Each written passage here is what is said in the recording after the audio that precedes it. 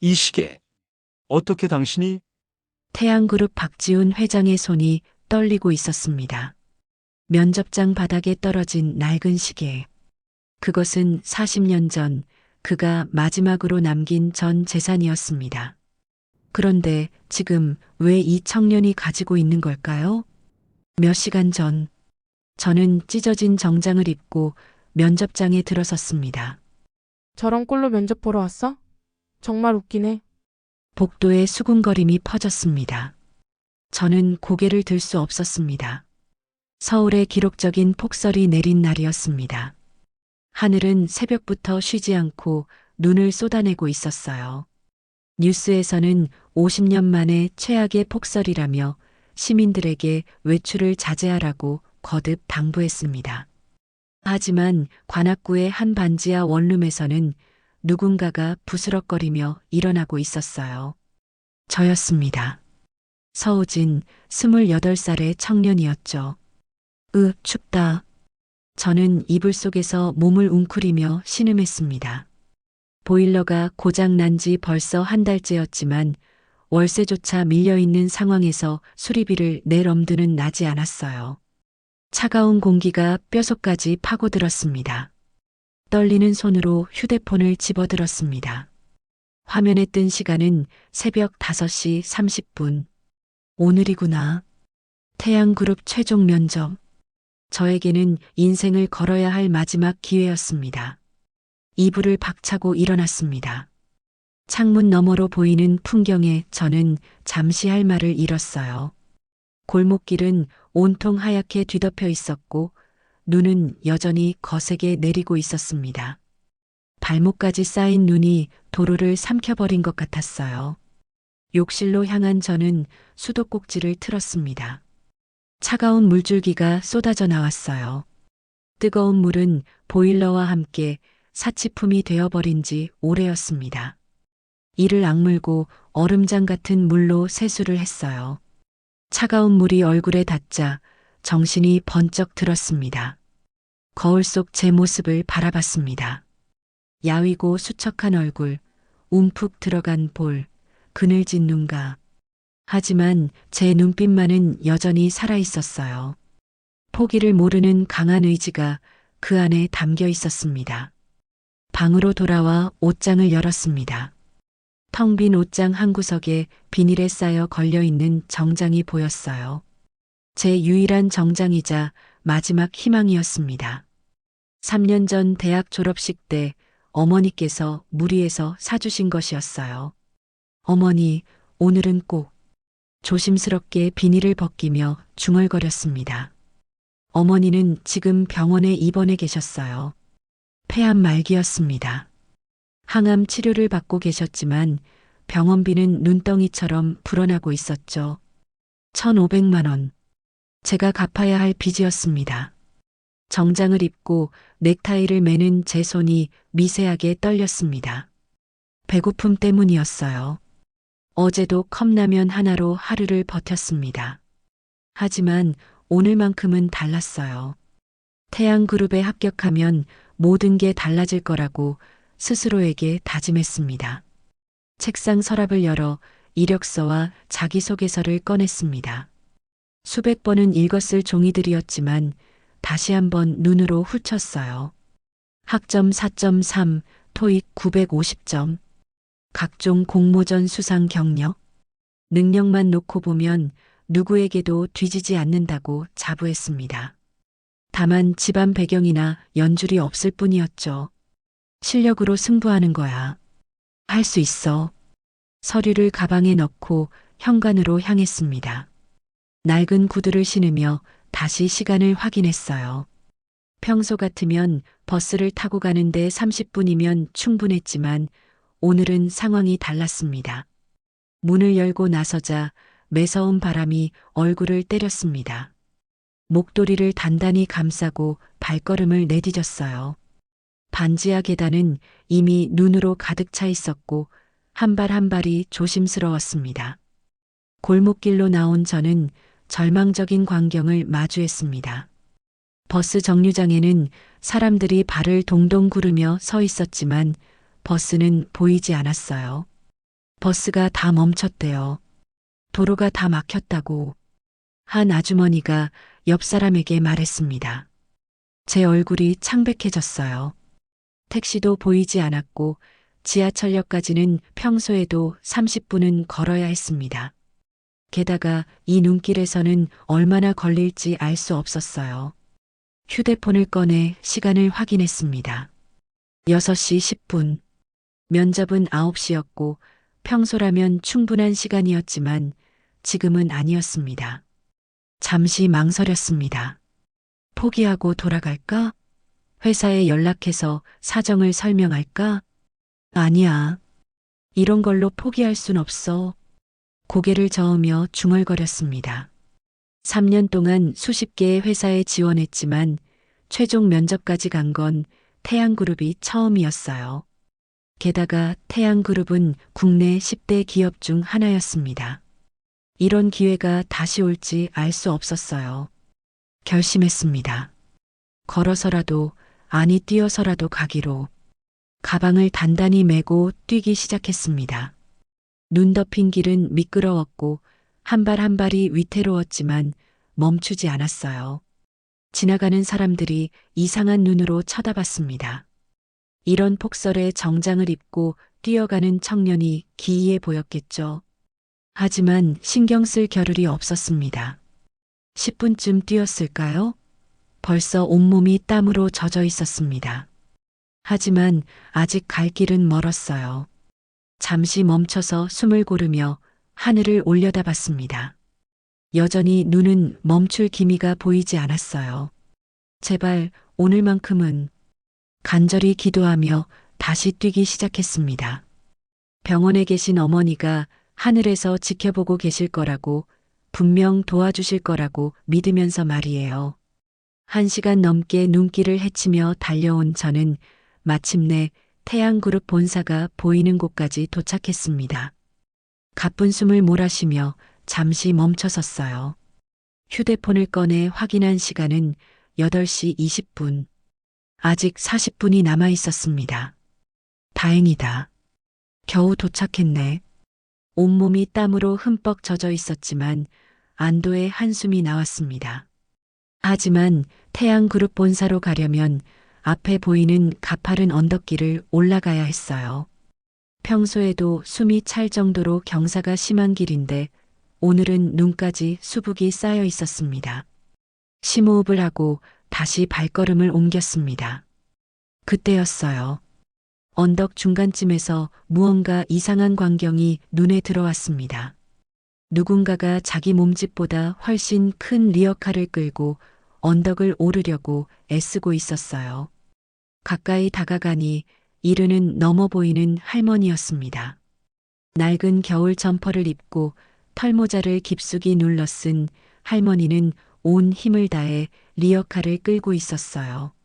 리어카에는 폐지가 산더미처럼 쌓여 있었고 그 무게만 해도 엄청나 보였습니다. 으이고 으이고 할머니의 낮은 신음소리가 들렸습니다. 낡은 운동화는 눈길에 제대로 된 마찰력을 내지 못했고 한 발 내디딜 때마다 미끄러졌어요. 리어카 바퀴도 눈에 파묻혀 제대로 굴러가지 않았습니다. 잠시 망설였습니다. 시간이 촉박했고 저도 지친 상태였으니까요.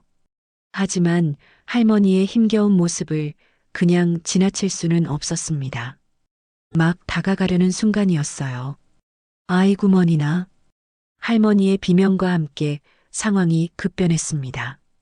할머니의 낡은 운동화 밑창이 빙판에서 완전히 미끄러졌고 중심을 잃은 할머니는 옆으로 넘어졌습니다.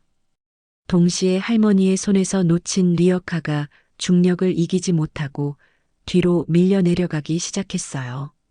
순간 제 머릿속이 하얗게 변했습니다. 무거운 리어카가 언덕 아래로 굴러내려가면 큰 사고가 날 게 분명했어요. 아래쪽에는 횡단보도가 있었고 사람들이 지나다니고 있었으니까요. 생각할 겨를도 없이 몸이 먼저 움직였습니다. 안 돼. 온 힘을 다해 달려가 미끄러지는 리어카를 향해 몸을 날렸습니다. 마치 축구 골키퍼가 공을 막듯이 온몸을 던져 리어카 앞을 가로막았어요. 쿵! 둔탁한 충격과 함께 제 몸이 눈밭에 처박혔습니다. 리어카의 무게가 그대로 전해졌고 등과 어깨에 엄청난 충격이 가해졌어요. 그래도 이를 악물고 리어카를 붙잡았습니다. 미끄러지는 리어카를 막기 위해 발을 땅에 단단히 고정시키려 했지만 그마저도 쉽지 않았어요. 결국 리어카와 함께 조금 더 미끄러져 내려갔습니다. 그 과정에서 정장 바지가 찢어졌고 재킷은 눈과 진흙으로 엉망이 되었어요. 하지만 다행히 리어카는 멈췄고 큰 사고는 일어나지 않았습니다. 헉, 헉. 거친 숨을 몰아쉬며 천천히 일어났습니다. 온몸이 욱신거렸고 특히 오른쪽 무릎과 팔꿈치가 심하게 쓰라렸어요. 그제야 제 모습을 내려다본 저는 망연자실했습니다. 유일한 정장은 완전히 망가져 있었습니다. 바지 무릎 부분은 크게 찢어져 있었고 재킷은 눈에 젖고 진흙이 묻어 도저히 면접장에 입고 갈 수 있는 상태가 아니었어요. 구두도 한쪽이 벗겨져 있었고 가방은 어디론가 날아가 버렸습니다. 어머나 어머나 젊은이. 넘어졌던 할머니가 허둥지둥 다가왔습니다. 다행히 할머니는 큰 부상은 없어 보였지만 저를 보는 눈에는 죄책감이 가득했어요. 아이고, 이를 어쩌나. 젊은이, 내가 다 망쳐놨구먼. 할머니는 떨리는 손으로 제 옷에 묻은 눈을 털어주려 했지만 이미 늦은 상태였습니다. 저는 애써 미소를 지으며 말했어요. 아니에요, 할머니. 괜찮습니다. 할머니가 다치지 않으셔서 다행이에요. 괜찮긴 뭐가 괜찮아? 옷이 이렇게 됐는데. 할머니의 눈가에 눈물이 맺혔습니다. 주름진 얼굴에는 미안함과 고마움이 동시에 묻어났어요. 찢어진 바지를 보며 속으로 한숨을 삼켰지만 할머니 앞에서는 내색하지 않았습니다. 정말 괜찮아요. 옷이야 또 사면 되죠. 거짓말이었습니다. 저에게는 새 정장을 살 돈이 없었으니까요. 하지만 할머니를 더 미안하게 만들고 싶지 않았습니다. 할머니는 저를 위아래로 훑어보며 물었습니다. 그런데 젊은이, 이런 차림으로 혹시 어디 면접이라도 보러 가는 건가? 쓴웃음을 지었습니다. 아, 네. 여기 근처 태양그룹이요. 태양그룹? 아이고, 그 큰 회사를. 할머니의 얼굴이 더욱 어두워졌습니다. 자신 때문에 젊은이의 인생이 걸린 면접을 망쳤다는 생각에 가슴이 무너지는 것 같았어요. 정말 미안하구먼.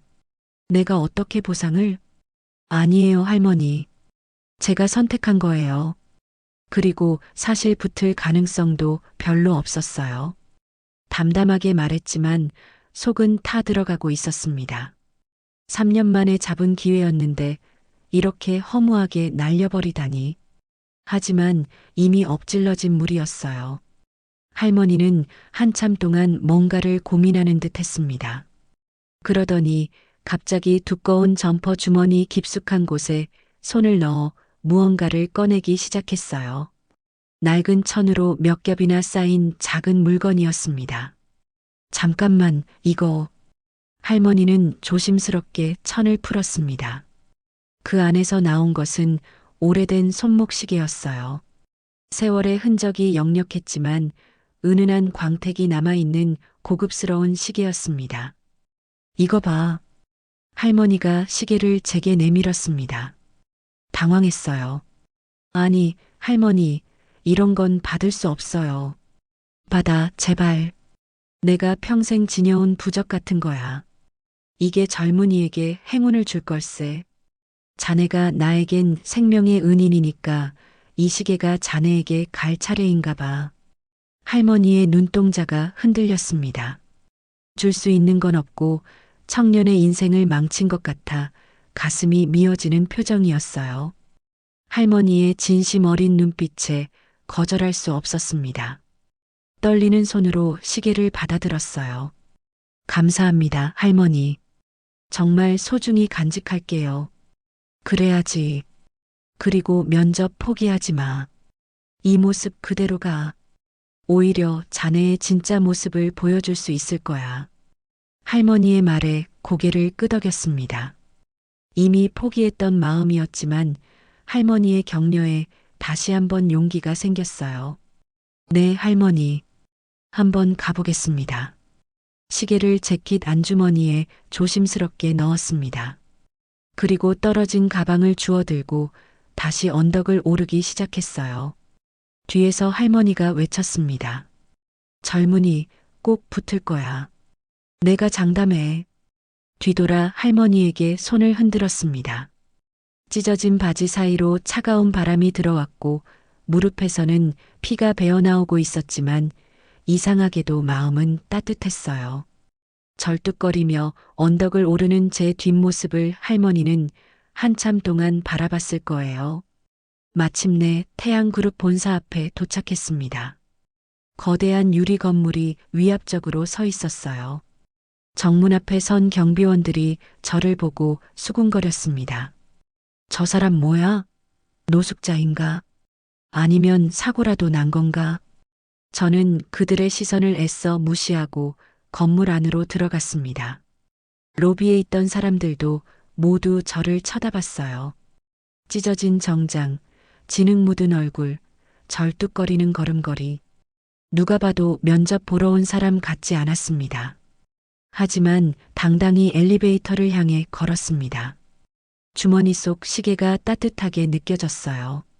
할머니가 준 행운의 부적이 정말로 기적을 일으켜 줄까요? 간절한 마음으로 엘리베이터 버튼을 눌렀습니다. 엘리베이터가 열리자 심호흡을 하고 면접 대기실로 향했습니다.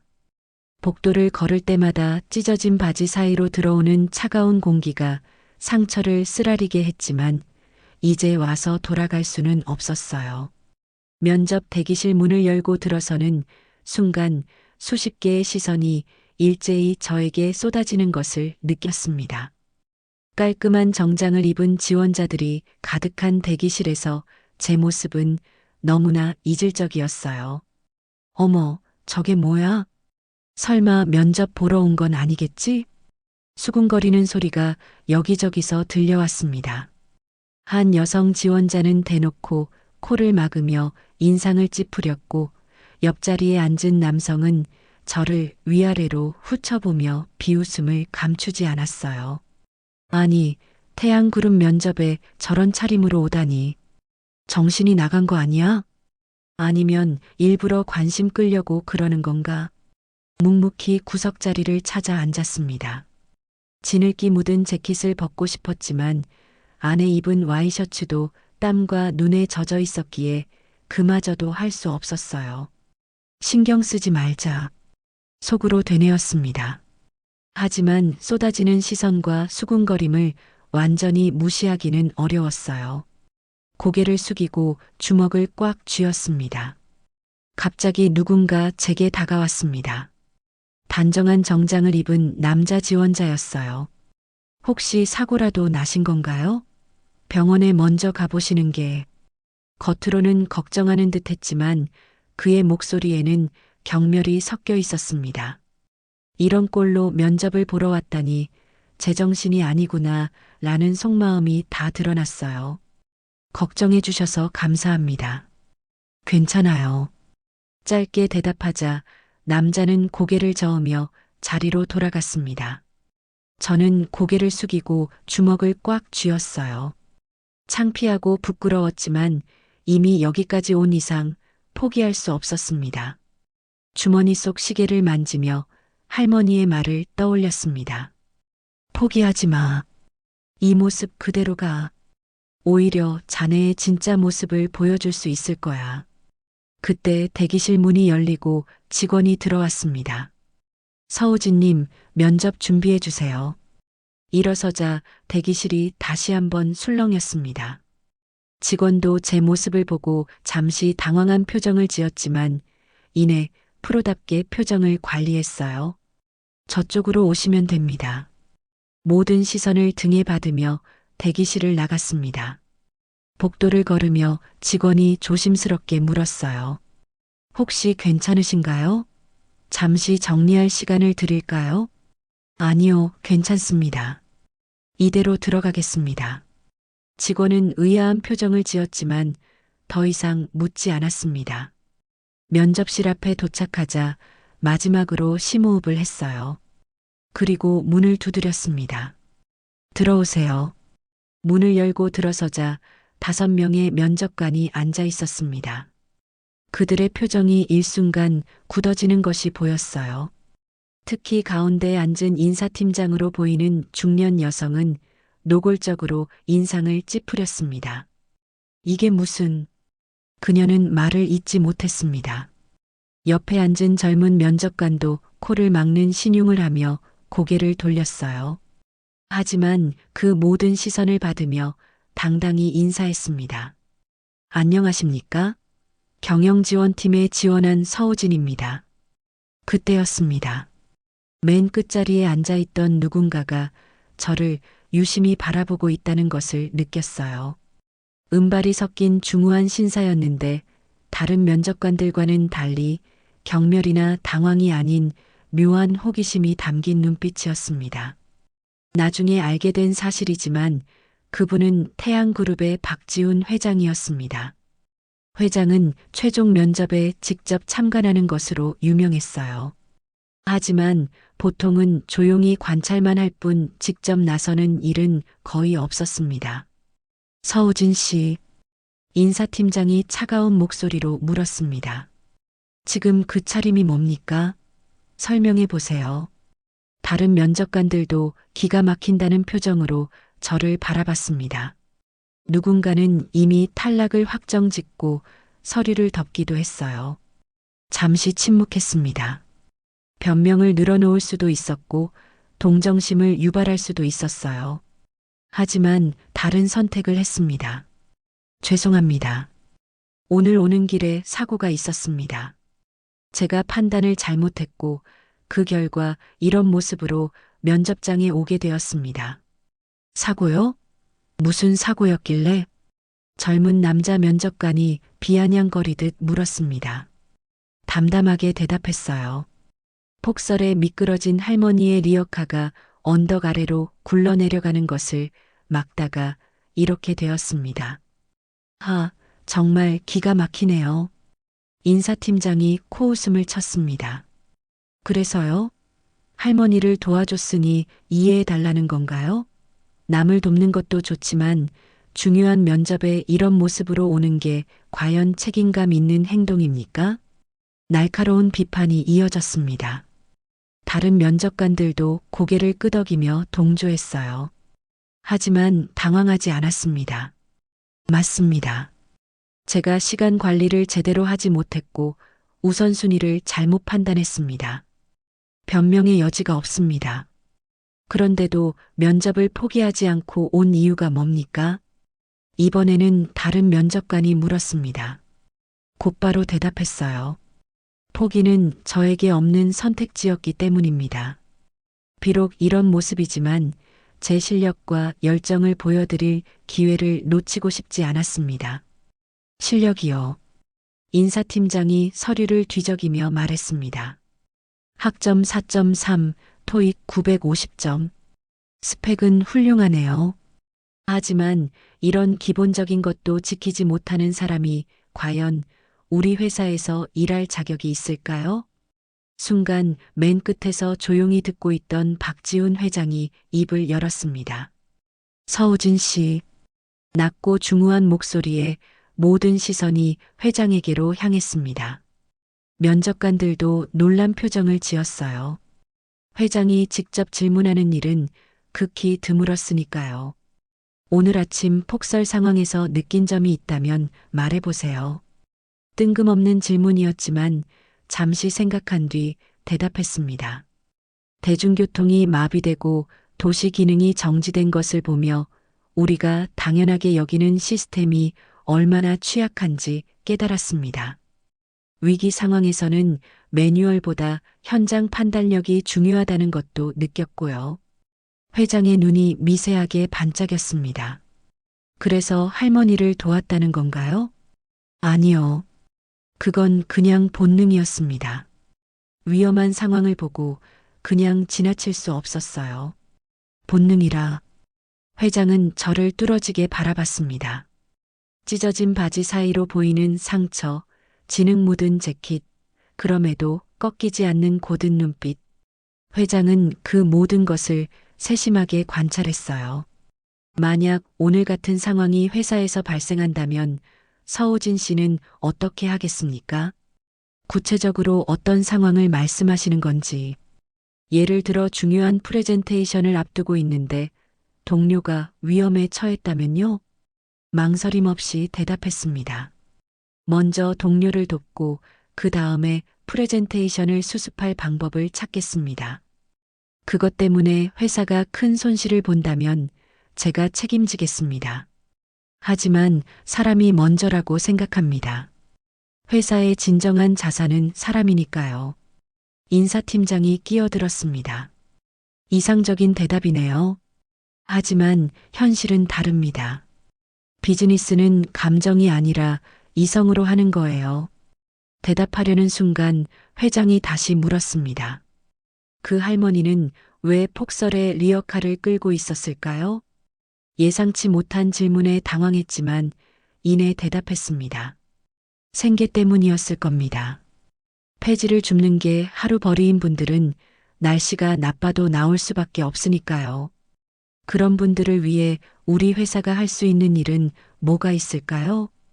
이번엔 정말 예상 밖의 질문이었습니다. 다른 면접관들도 의아한 표정을 지었어요.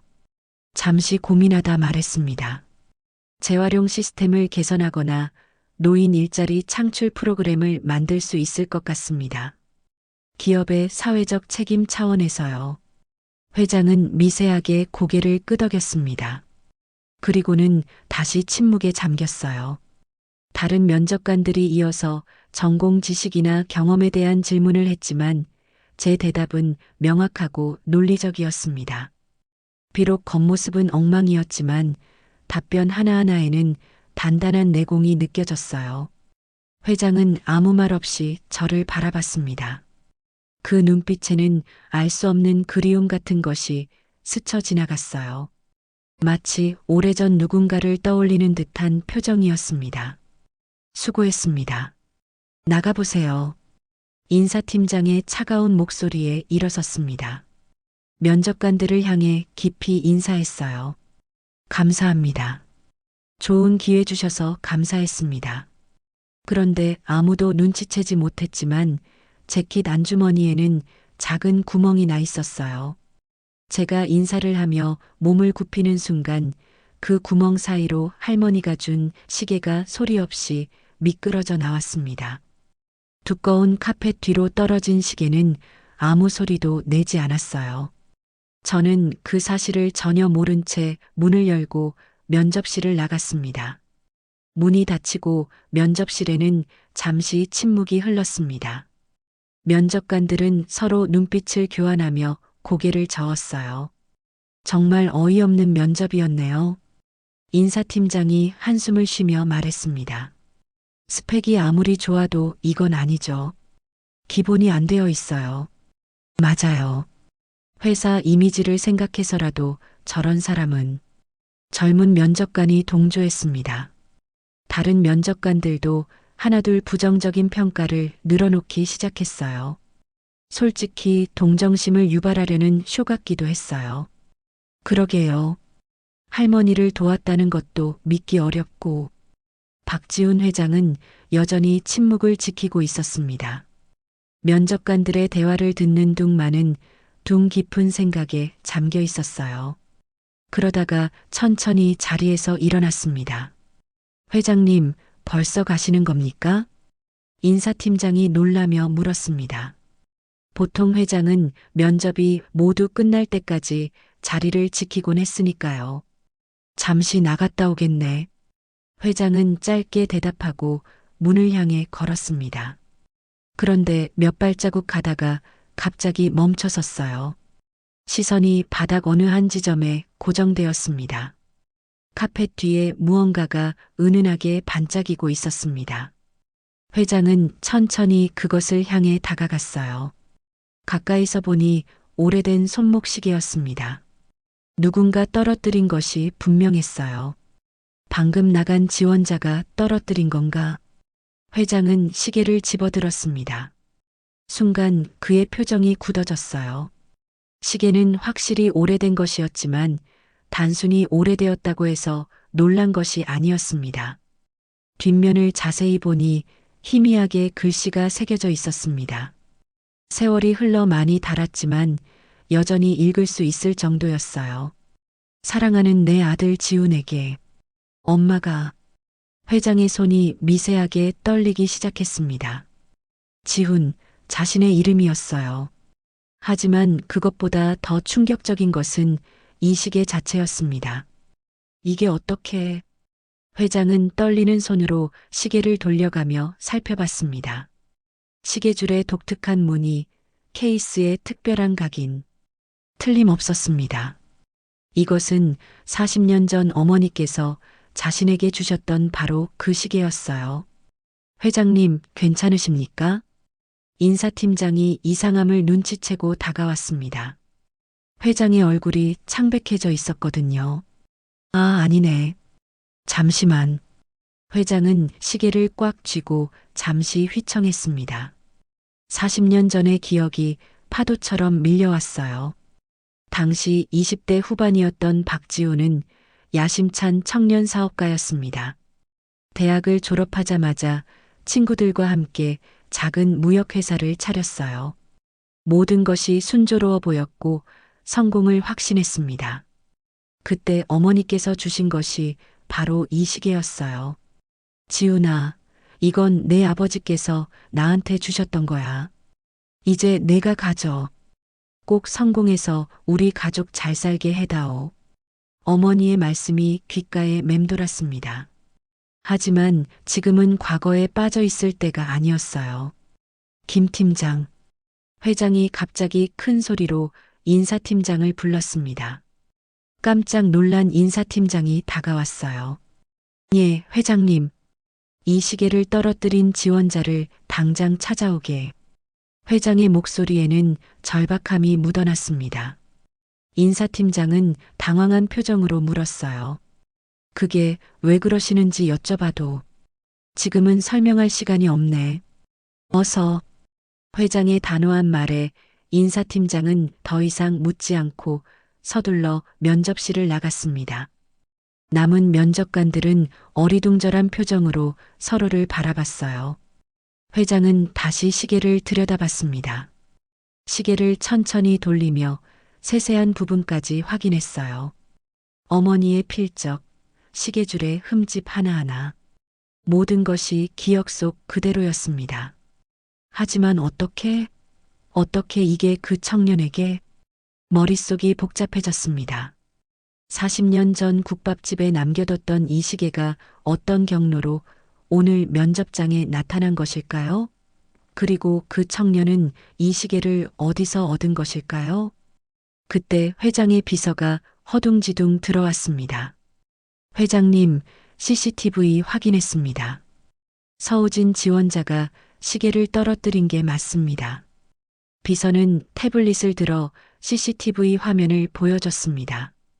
제가 인사를 하며 일어서는 순간 재킷 주머니에서 무언가가 떨어지는 장면이 선명하게 찍혀 있었어요. 서우진. 그래, 그 지원자 이력서 가져왔나? 예, 여기 있습니다. 비서가 서류를 건넸습니다. 회장은 급하게 이력서를 훑어봤어요. 28살 관악구 거주, 어머니 병원 입원 중, 병원비 관련 빚이 있는 상황. 불쌍한 청년이군.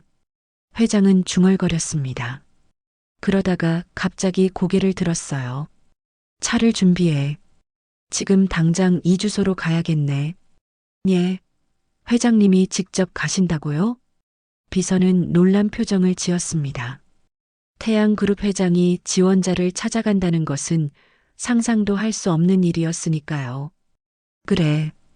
그리고 혹시 이 청년이 벌써 집에 도착했는지 확인해 봐. 알겠습니다. 그런데 회장님, 정말 괜찮으신가요? 안색이. 괜찮아. 어서 준비해. 회장은 다시 시계를 바라봤습니다. 이 시계가 어떻게 그 청년에게 갔을까? 여러 가능성이 머릿속을 스쳐 지나갔어요. 혹시, 정말 혹시 그분이 살아계신 걸까?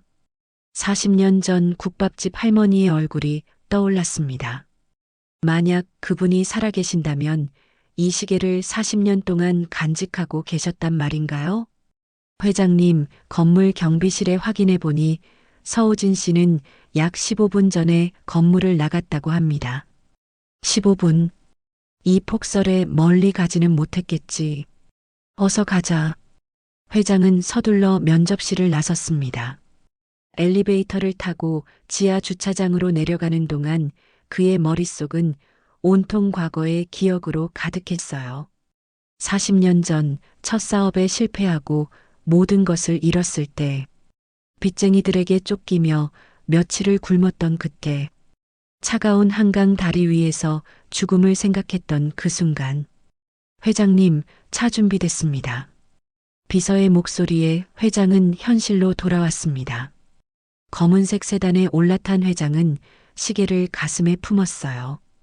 그 청년 집으로 가게. 예, 회장님. 그런데 이 날씨에 그쪽은 길이 많이 막힐 것 같은데요? 상관없어. 천천히 가도 좋으니 안전하게 가게. 차가 출발하자 회장은 창밖을 바라봤습니다. 여전히 눈은 펑펑 내리고 있었고 도로는 하얗게 뒤덮여 있었어요. 마치 40년 전 그날처럼. 그날도 이렇게 추운 겨울이었지. 회장님, 혹시 그 청년과 어떤 관계가 있으신가요? 조심스럽게 묻는 비서에게 회장은 고개를 저었습니다. 아니, 처음 본 청년이야. 하지만 회장은 말을 멈췄습니다. 어떻게 설명해야 할까요? 40년 전의 이야기를, 그리고 이 시계에 담긴 사연을. 이 시계가 내게는 아주 특별한 물건이거든. 어떻게 그 청년이 가지고 있었는지 꼭 알아야 해. 비서는 더 이상 묻지 않았습니다. 회장의 표정이 너무나 진지했으니까요. 그리고는 태블릿을 보며 말했습니다.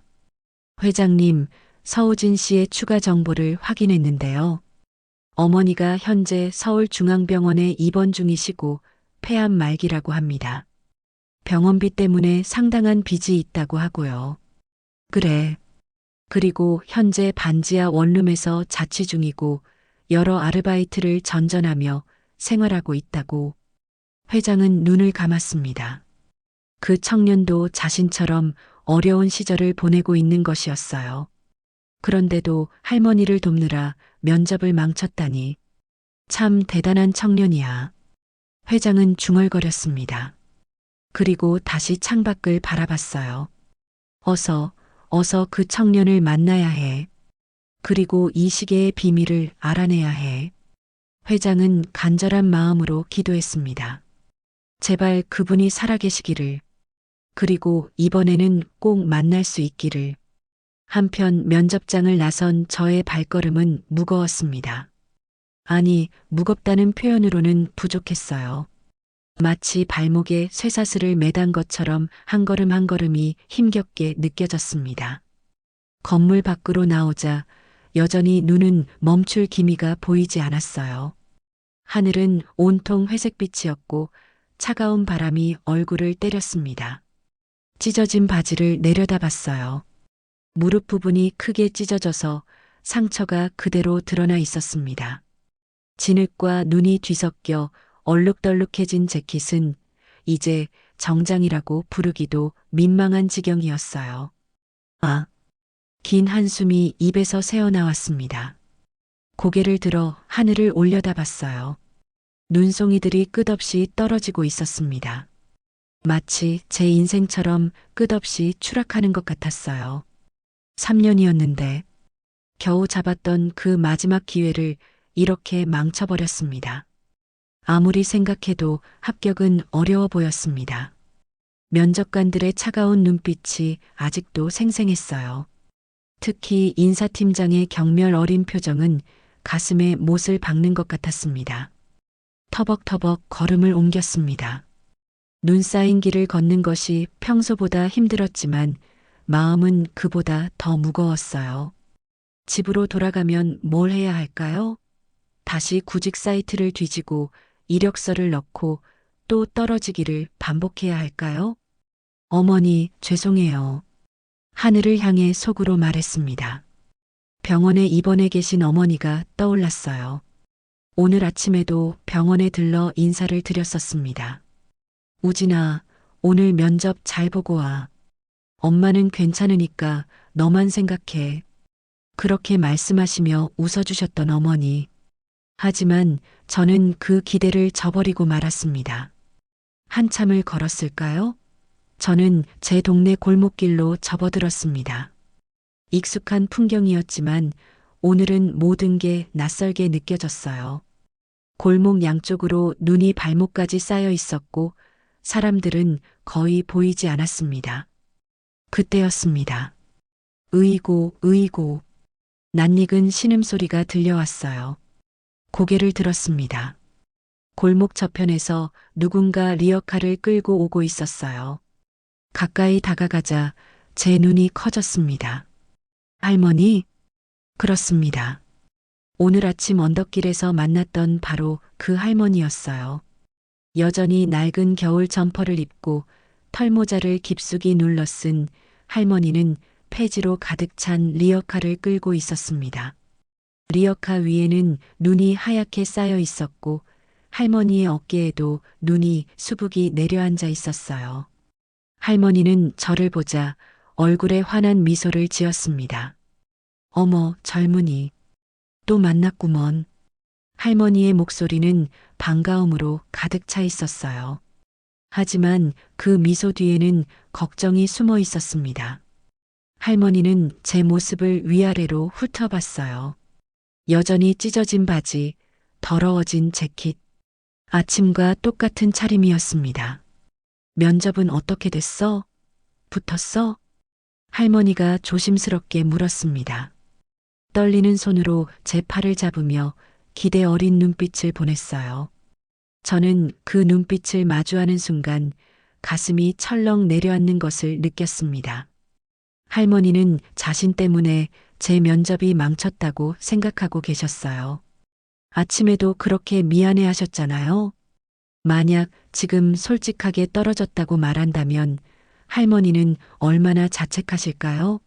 평생 그 죄책감을 안고 사실지도 모릅니다. 결심했습니다. 할머니, 억지로 환한 미소를 지었습니다. 입꼬리를 최대한 올리고 눈을 반달 모양으로 만들었어요. 마치 정말로 좋은 일이 있었던 것처럼 말입니다. 할머니가 주신 부적 덕분에 면접 대박 났어요. 제 목소리는 일부러 밝게 떨었습니다. 할머니의 얼굴이 환해지는 것이 보였어요. 정말? 정말이고? 네. 면접관들이 제 얘기 진짜 잘 들어주셨어요. 질문도 많이 하시고요. 거짓말이었습니다. 하지만 계속 웃으며 말을 이어갔어요. 저 합격할 것 같아요. 아니, 분명히 합격할 거예요. 할머니는 제 손을 꽉 잡았습니다. 거친 손바닥에 온기가 전해졌어요. 그래, 그래야지. 내가 그럴 줄 알았어. 착한 일은 복으로 돌아오는 법이야. 할머니의 눈가에 기쁨의 눈물이 맺혔습니다. 주름진 얼굴 가득 미소가 번졌어요. 저는 그 모습을 보며 속으로 다짐했습니다. 이 거짓말만큼은 꼭 진짜로 만들어야 해. 할머니는 제 등을 토닥여주며 말했습니다. 얼른 집에 들어가서 쉬어. 옷도 갈아입고. 오늘 고생 많았어. 할머니도 어서 들어가세요. 날씨가 너무 추운데. 말하다 멈췄습니다. 할머니의 뒤에 있는 리어카가 눈에 들어왔거든요. 폐지가 산더미처럼 쌓여 있었고 그 위로 눈이 계속 내리고 있었습니다. 할머니는 이 무거운 리어카를 혼자 끌고 어디까지 가실 작정이었을까요? 할머니의 손을 들여다봤습니다. 낡은 털장갑을 끼고 계셨는데 곳곳이 해져서 손가락이 삐져나와 있었어요. 그 손가락들은 추위에 시퍼렇게 질려 있었습니다. 할머니, 어디까지 가세요? 응? 아, 고물상이 한 10분쯤 걸어가면 있는데. 제가 모셔다 드릴게요. 주저없이 말했습니다. 할머니는 깜짝 놀란 표정을 지었어요. 아니야, 아니야. 자네 지금 지쳤을 텐데 무슨. 괜찮아요. 오늘 눈이 너무 많이 와서 할머니 혼자 가시면 힘드시잖아요. 이미 리어카 손잡이를 잡고 있었습니다. 장갑도 끼지 않은 맨손이었어요. 차가운 쇠 손잡이가 손바닥을 파고들었지만 개의치 않았습니다. 젊은이 장갑이라도 껴야지. 괜찮아요. 금방이에요. 리어카를 끌기 시작했습니다. 생각보다 무거웠어요. 폐지가 눈에 젖어서 더 무거워진 것 같았습니다. 하지만 오늘 아침 이 리어카가 언덕을 미끄러져 내려갈 때를 생각하면 이 정도는 아무것도 아니었어요. 어디로 가면 돼요, 할머니? 저기 골목 끝까지 가서 오른쪽으로 돌면 돼. 할머니는 뒤에서 리어카를 밀었습니다. 둘이서 함께 눈길을 걸어갔어요. 발자국이 눈 위에 깊게 찍혔고 리어카 바퀴가 선명한 자국을 남겼습니다. 젊은이 정말 미안하구먼. 자네가 면접 보고 왔는데. 아니에요, 할머니. 저 멀쩡해요. 오히려 제가 할머니 덕분에 힘이 났어요. 거짓말 반, 진심 반이었습니다. 분명 몸은 지쳤지만 할머니와 함께 걷는 이 시간이 묘하게 위로가 되었거든요. 적어도 혼자 자책감에 빠져 집으로 돌아가는 것보다는 나았습니다. 찬 바람이 불어왔지만 리어카 손잡이를 놓지 않았습니다.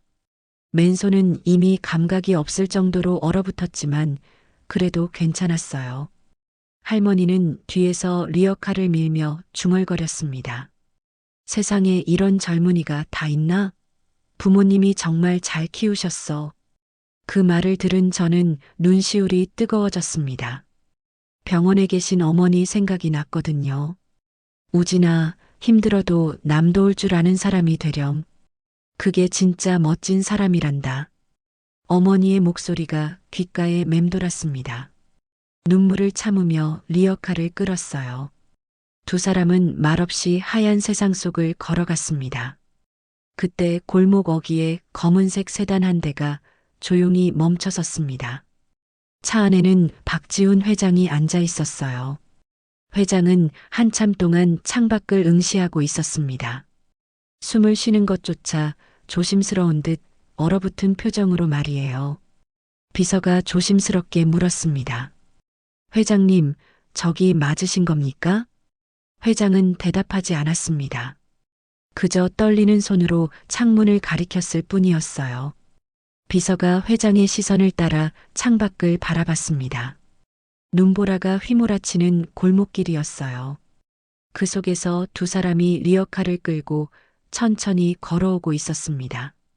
한 명은 젊은 청년이었고 다른 한 명은 허리가 굽은 노인이었어요. 청년은 앞에서 리어카를 끌고 있었습니다. 장갑도 끼지 않은 맨손으로요. 할머니는 뒤에서 리어카를 밀고 있었어요. 회장의 눈이 할머니의 옆모습에 고정되었습니다. 낡은 겨울 점퍼, 털모자, 허리를 굽힌 채 리어카를 미는 모습. 회장의 눈동자가 흔들렸어요. 심장이 쿵쿵 뛰기 시작했습니다. 숨이 가빠졌어요. 설마. 회장은 눈을 깜빡이며 다시 봤습니다.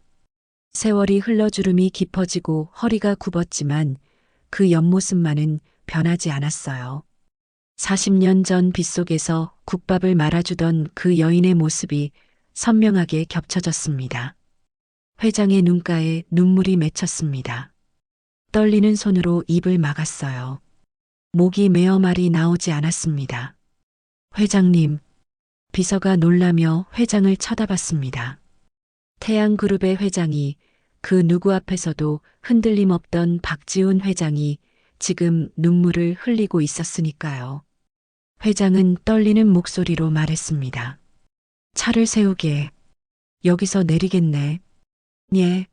하지만 눈이. 어서. 회장의 다급한 목소리에 비서는 더 이상 말하지 못했습니다. 차가 완전히 멈추자 회장은 문을 열고 밖으로 나갔어요. 차가운 바람이 얼굴을 때렸습니다. 눈송이들이 회장의 코트에 내려앉았어요. 하지만 회장은 추위를 느끼지 못했습니다. 오직 저 앞에서 걸어오는 두 사람만이 눈에 들어왔어요. 회장은 한 걸음 한 걸음 다가갔습니다. 구두가 눈 속에 푹 빠졌지만 개의치 않았어요. 고급 코트 자락이 눈에 젖어들었지만 신경 쓰지 않았습니다. 가까워질수록 회장의 심장은 더 빠르게 뛰었어요. 손은 더욱 떨렸고 숨은 더욱 가빠졌습니다. 40년을 찾아 헤맨 그 얼굴이 바로 눈앞에 있었어요. 제가 먼저 회장을 발견했습니다. 갑자기 눈앞을 가로막는 신사를 보고 멈춰섰어요. 리어카도 덩달아 멈췄습니다. 할머니도 고개를 들어 앞을 바라봤습니다. 왜 그래, 젊은이? 할머니가 물었을 때 회장은 이미 두 사람 바로 앞까지 와 있었습니다. 저는 회장을 알아봤어요. 오늘 아침 면접장에서 봤던 태양그룹의 박지훈 회장이었습니다. 제 얼굴이 창백해졌습니다. 왜 회장님이 여기에? 제 머릿속이 복잡해졌어요. 혹시 면접 결과를 직접 알려주러 오신 건가? 아니면 제가 무슨 잘못이라도 저지른 건가? 온갖 생각이 머릿속을 스쳤습니다. 하지만 회장은 저를 보지 않았습니다. 그의 시선은 오직 할머니에게만 고정되어 있었어요. 마치 세상에 할머니 한 분만 존재하는 것처럼요. 회장의 입술이 떨렸습니다. 무언가 말하려 했지만 목이 메어 소리가 나오지 않았어요. 한 걸음 더 다가갔습니다. 할머니와의 거리가 두 걸음밖에 남지 않았어요. 할머니는 회장을 올려다봤습니다. 은발이 섞인 중후한 신사, 고급스러운 코트, 품격 있는 자태, 완전히 낯선 사람이었어요. 이렇게 잘 차려입은 양반을 골목길에서 마주치는 일은 평생 몇 번 없었습니다. 저 실례지만 누구신지? 할머니가 조심스럽게 물었을 때였습니다. 회장이 무릎을 꿇었어요. 털썩? 둔탁한 소리와 함께 회장의 무릎이 눈밭에 닿았습니다. 고급 바지가 눈에 젖어들었고 차가운 눈이 무릎을 파고들었지만 회장은 전혀 신경 쓰지 않았어요. 저와 할머니는 깜짝 놀라 입을 벌렸습니다. 아니, 이게 무슨... 할머니가 당황해서 말했습니다. 손을 내밀어 회장을 일으키려 했지만 회장은 고개를 더 깊이 숙였어요. 이마가 거의 눈밭에 닿을 듯 말 듯 했습니다. 일어나세요. 어른께서 왜 이러십니까?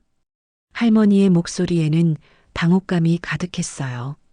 자신보다 훨씬 젊어 보이는, 그것도 이렇게 고귀해 보이는 양반이 자기 앞에 무릎을 꿇다니. 할머니는 어찌할 바를 몰라 했습니다. 저도 황급히 다가가 회장의 팔을 잡으려 했습니다. 회장님, 일어나십시오. 무슨 일이신지? 하지만 회장은 꿈쩍도 하지 않았어요. 그저 고개를 숙인 채 떨고 있을 뿐이었습니다. 어깨가 들썩거렸어요. 울고 있는 것 같았습니다. 잠시 침묵이 흘렀습니다. 눈은 계속 내렸고 세 사람은 그 자리에 얼어붙은 듯 멈춰 있었어요. 한참 후 회장이 떨리는 목소리로 입을 열었습니다. 아주머니. 그 목소리는 너무나 간절했어요. 마치 수십 년 동안 꾹꾹 눌러 담아두었던 감정이 한꺼번에 터져 나오는 것 같았습니다. 회장은 떨리는 손을 가슴에 얹었습니다. 눈물이 뺨을 타고 흘러내렸어요. 회장은 잠시 말을 멈췄습니다. 목이 메었거든요. 깊게 숨을 들이마시고 다시 입을 열었습니다. 저는 박지훈이라고 합니다. 할머니는 그 이름을 듣는 순간 온몸이 굳어졌습니다. 박지훈. 40년 동안 편지에서 수없이 읽었던 그 이름. 그 사람이 진짜 이 사람인 걸까요? 회장은 계속 말을 이어갔습니다. 40년 전. 회장의 목소리는 점점 더 떨렸어요. 눈물이 멈추지 않고 흘러내렸습니다. 40년 전 겨울이었습니다. 회장은 잠시 숨을 고르며 말을 이었습니다. 그때 저는 거리를 헤매던 노숙자였습니다. 회장은 떨리는 손을 가슴에 얹었습니다. 아주머니의 국밥집에서 밥을 얻어먹었던 그 노숙인입니다. 할머니는 떨리는 손으로 입을 틀어막았습니다. 눈이 커졌고 온몸이 얼어붙었어요. 너무 늦게 와서 정말 죄송합니다. 할머니의 떨리는 눈빛을 본 회장의 눈앞에 40년 전 그 겨울이 생생하게 펼쳐졌습니다. 40년 전 겨울, 28살의 박지훈은 세상을 다 가진 듯 당당했습니다. 대학 동기들과 함께 작은 무역회사를 차렸어요. 벽에는 방금 걸어놓은 간판이 빛나고 있었습니다. 지성무역 주식회사. 지훈과 친구 성민이 합쳐 만든 회사 이름이었어요. 둘은 대학 시절부터 사업을 꿈꿨고 졸업하자마자 바로 무역회사를 차렸습니다. 이 녀석들 3년 안에 우리 강남에 사무실 옮긴다. 지훈이 샴페인 잔을 높이 들며 외쳤습니다. 28살 청년의 얼굴에는 자신감이 넘쳐 흘렀어요. 5년 안에는 해외 지사도 낸다. 성민도 덩달아 외쳤습니다. 청년들의 웃음소리가 작은 사무실을 가득 채웠어요. 지훈은 책상 서랍을 열어 작은 상자를 꺼냈습니다. 그 안에는 손목시계가 들어 있었어요. 어머니께서 주신 소중한 시계였습니다. 이걸로 첫 계약서에 사인할 거야. 지훈은 시계를 차며 허공에 사인을 하는 신용을 했습니다.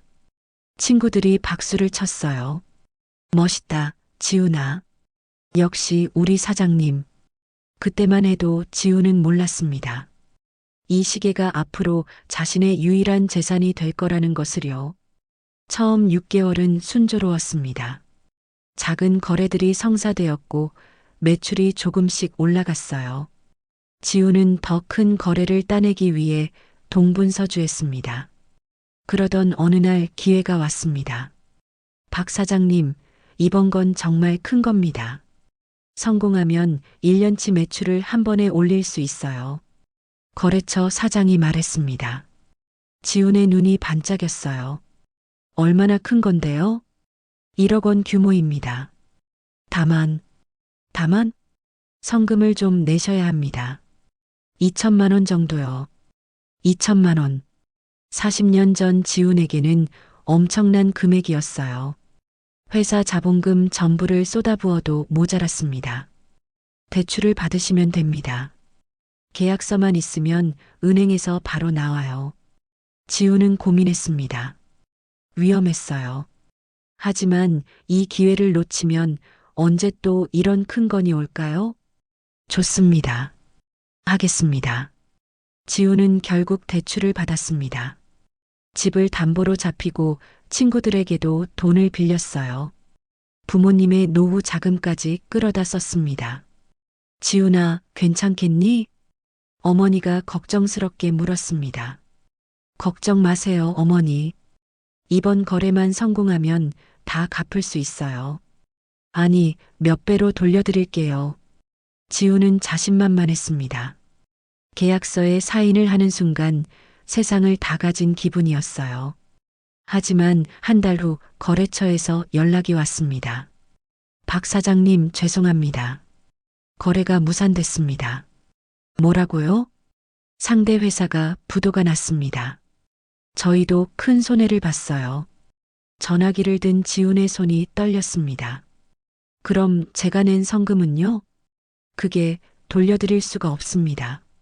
저희도 파산 직전이거든요. 전화는 끊겼습니다. 지훈은 멍하니 서 있었어요. 2천만 원이 한순간에 날아가 버렸습니다. 다음 날부터 빚쟁이들이 찾아오기 시작했습니다. 박지훈 씨, 문 열어요. 돈 갚을 때까지 안 갈 겁니다. 사무실 문을 두드리는 소리가 그치지 않았어요. 지훈은 사무실 안에 숨어 떨고 있었습니다. 친구들은 하나둘 떠나갔습니다. 미안해, 지훈아. 나도 빌려준 돈이 있어서 더 이상은 못 도와주겠어. 나도 미안하다. 가족들이 뭐라고 해서. 성민마저 떠났을 때 지훈은 완전히 혼자가 되었습니다. 은행에서는 집을 압류했어요. 부모님은 평생 모은 돈을 잃었습니다. 어머니는 눈물을 흘리며 말했어요. 괜찮다, 지훈아. 돈은 다시 벌 수 있어. 내가 건강하면 그걸로 됐어. 하지만 지훈은 차마 부모님을 쳐다볼 수 없었습니다. 자신 때문에 부모님의 노후가 망가졌거든요. 그렇게 3개월이 지났습니다. 지훈은 거리를 헤매고 있었어요. 사무실도 집도 모든 것을 잃었습니다. 주머니에는 1,000원도 남지 않았습니다. 다시 겨울이 돌아왔습니다. 눈이 내리기 시작했어요. 그날은 유난히 추운 겨울이었습니다. 춥다. 지훈은 떨리는 몸을 움켜쥐며 걸었습니다. 며칠째 제대로 먹지 못했어요. 이렇게 살 바에야. 지훈의 머릿속에 어두운 생각이 스쳤습니다. 한강이 보였어요. 다리 위에 서서 아래를 내려다봤습니다. 시커먼 강물이 흐르고 있었어요. 뛰어내리면 모든 게 끝나겠지. 지훈은 난간에 손을 얹었습니다. 차가운 쇠가 손바닥을 파고들었어요. 한 발만 올리면 되었습니다. 그때였습니다. 젊은 양반. 뒤에서 누군가 불렀습니다. 지훈은 고개를 돌렸어요. 무거운 장바구니를 양손에 든 중년 여인이 허둥지둥 다가오고 있었습니다. 국밥집 앞치마 위에 두툼한 외투를 걸친 여인이었어요. 거기서 뭐 하는 거요? 위험해. 여인은 장바구니를 내려놓고 급히 지훈의 팔을 잡아당겼습니다. 나 지금 새벽 시장 갔다 오는 길인데 자네는 지금 뭐 하려고요? 여인이 지훈의 얼굴을 들여다봤습니다. 핏기 하나 없는 창백한 얼굴, 움푹 들어간 뺨, 초점 없는 눈동자. 며칠을 굶은 것 같구먼. 여인은 깊게 한숨을 쉬었습니다. 어서 와요. 우리 가게가 저기 다리 건너편인데 밥은 먹고 가야지. 여인은 장바구니를 다시 들고 지훈의 손을 잡아당겼습니다. 지훈은 힘없이 끌려갔어요. 거부할 힘도 없었습니다. 여인은 지훈의 손을 잡고 골목 안으로 들어갔습니다. 작은 국밥집이 보였어요. 옥순이네 국밥이라는 간판이 걸려 있었습니다. 앉아요. 금방 줄 테니. 여인은 지훈을 자리에 앉히고 주방으로 들어갔습니다. 잠시 후 김이 모락모락 나는 국밥을 들고 나왔어요. 자, 뜨거우니까 천천히 먹어요. 지훈은 국밥을 내려다봤습니다. 하얀 쌀밥 위로 뜨거운 국물이 자르르 흘러내리고 있었어요. 고기도 수북이 올라가 있었습니다. 저 돈이. 지훈이 떨리는 목소리로 말했습니다. 됐어요. 그냥 먹어요. 밥은 먹고 살아야지. 여인은 미소를 지으며 말했습니다. 지훈은 숟가락을 들었어요. 손이 너무 떨려서 숟가락을 제대로 잡을 수가 없었습니다. 한 숟가락 떠서 입에 넣는 순간 지훈의 눈에서 눈물이 흘러내렸습니다. 따뜻했어요. 뜨거운 국물이 식도를 타고 내려가는 순간 지훈은 자신이 아직 살아있다는 것을 느꼈습니다. 죽은 듯 얼어붙었던 몸이 조금씩 녹아내렸어요. 지훈은 숟가락을 놓고 울기 시작했습니다. 어깨가 들썩였고 눈물이 국밥 그릇에 뚝뚝 떨어졌어요. 괜찮아요. 울어도 돼요. 다 울어내요. 여인은 지훈의 등을 토닥이며 말했습니다. 지훈은 한참을 울었어요. 그동안 참았던 모든 서러움이 터져 나왔습니다. 한참 후 지우는 다시 숟가락을 들었습니다. 눈물을 흘리며 국밥을 먹었어요. 한 숟가락 한 숟가락이 너무나 소중했습니다. 국밥을 다 먹고 나자 지우는 조금 정신이 돌아왔습니다. 감사합니다. 정말 정말 감사합니다. 지우는 고개를 숙이며 말했습니다. 천천히 가요. 조심하고. 여인은 따뜻하게 웃으며 말했습니다. 지우는 국밥집을 나섰습니다. 눈은 여전히 내리고 있었어요.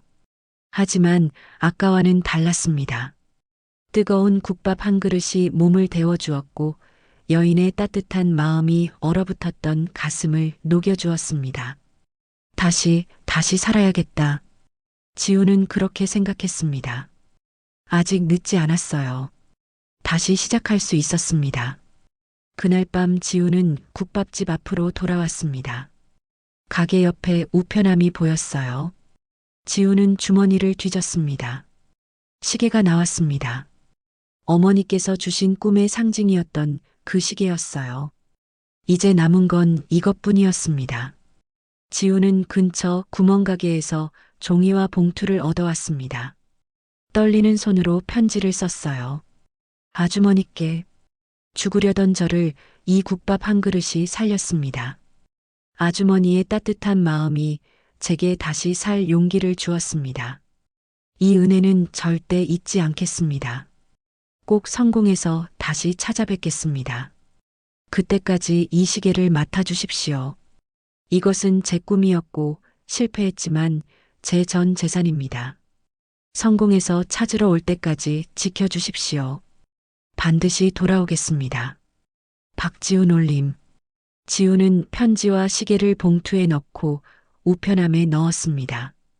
그리고 국밥집을 향해 깊이 고개를 숙였어요. 감사합니다. 꼭 다시 오겠습니다. 지우는 돌아섰습니다.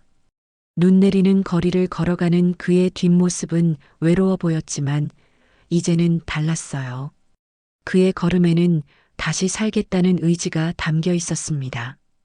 그로부터 10년이 흘렀습니다. 지우는 작은 일부터 다시 시작했어요. 공사장에서 막노동을 하고 식당에서 설거지를 하고 새벽 배달도 했습니다. 조금씩, 아주 조금씩 돈을 모았습니다. 그리고 다시 사업을 시작했어요. 이번에는 신중했습니다. 작은 것부터, 확실한 것부터 해나갔습니다. 20년이 더 흘렀습니다.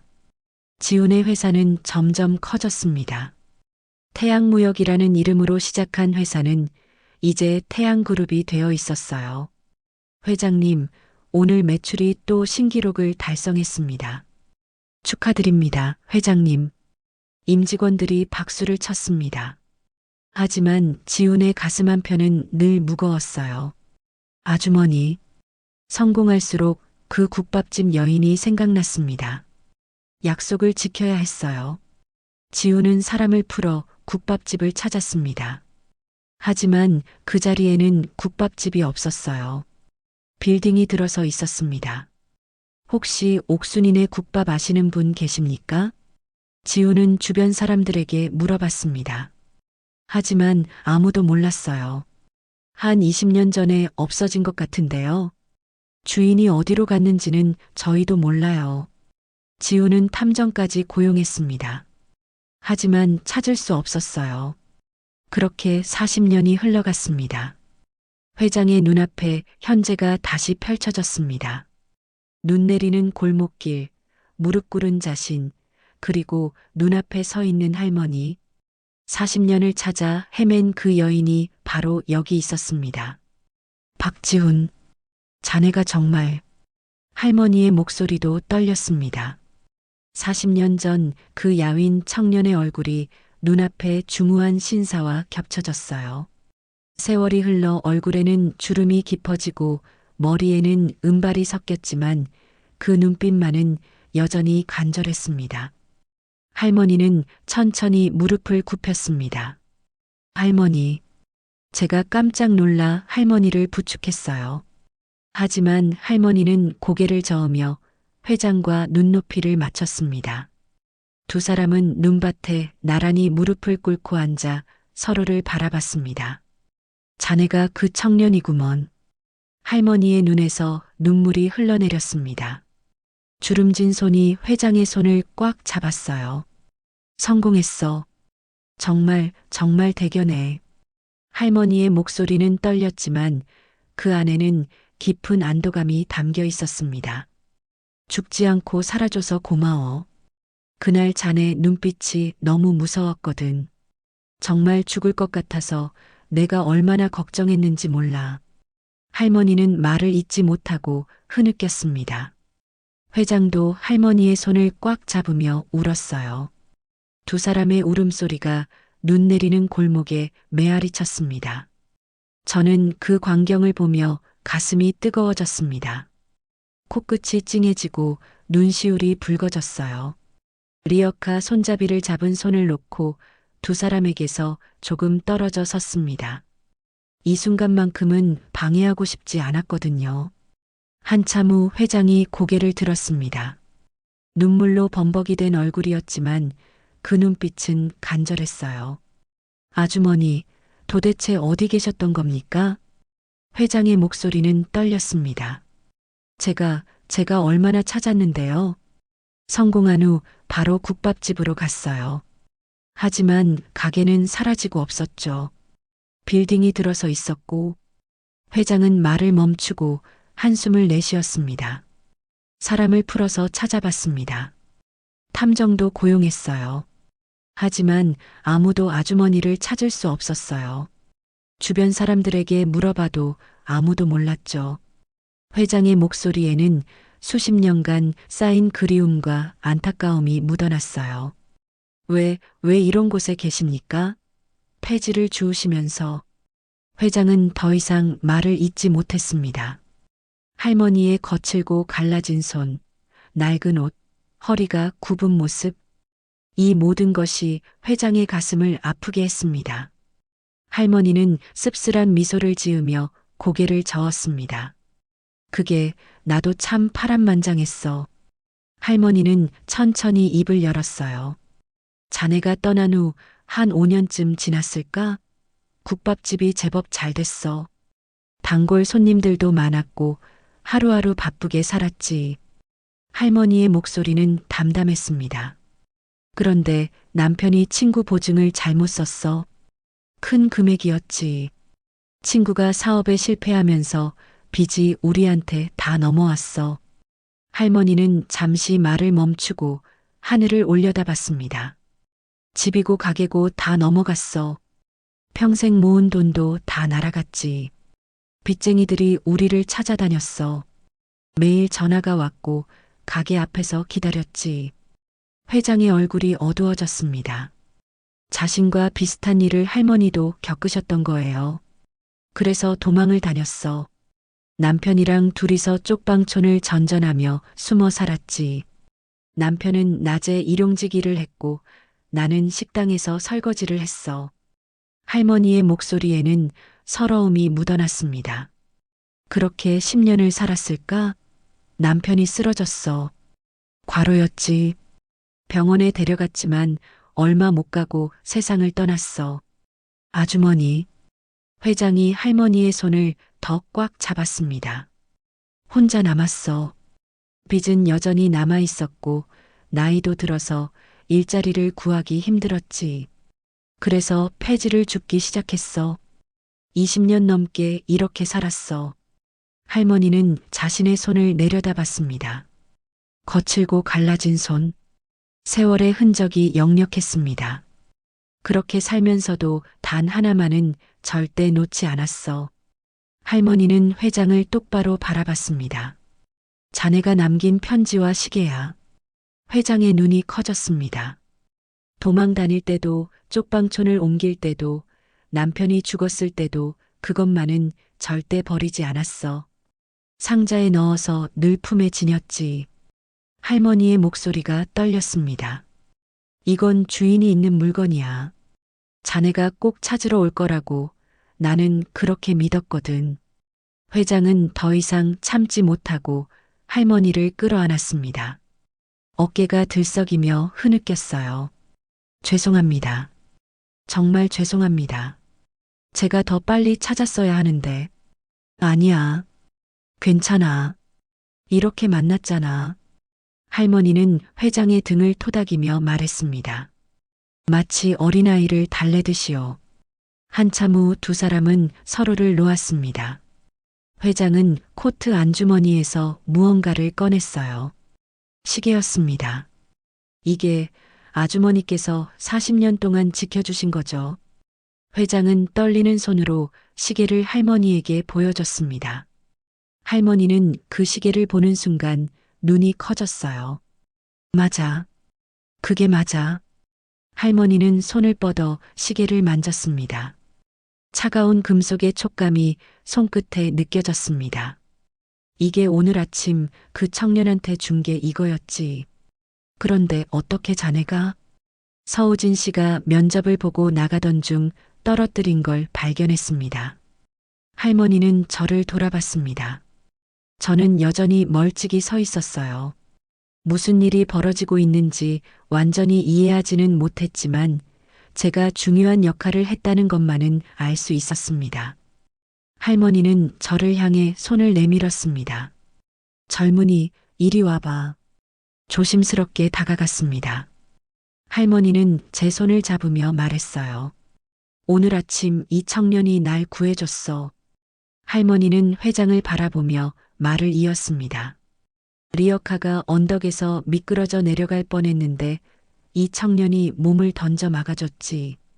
그 바람에 옷이 다 망가졌어. 면접 보러 가는데 말이야. 회장은 저를 올려다봤습니다. 찢어진 바지, 더러워진 재킷. 그제야 제가 왜 그런 모습으로 면접장에 왔는지 이해가 됐어요. 그래서 내가 미안한 마음에 뭐라도 해주고 싶었어.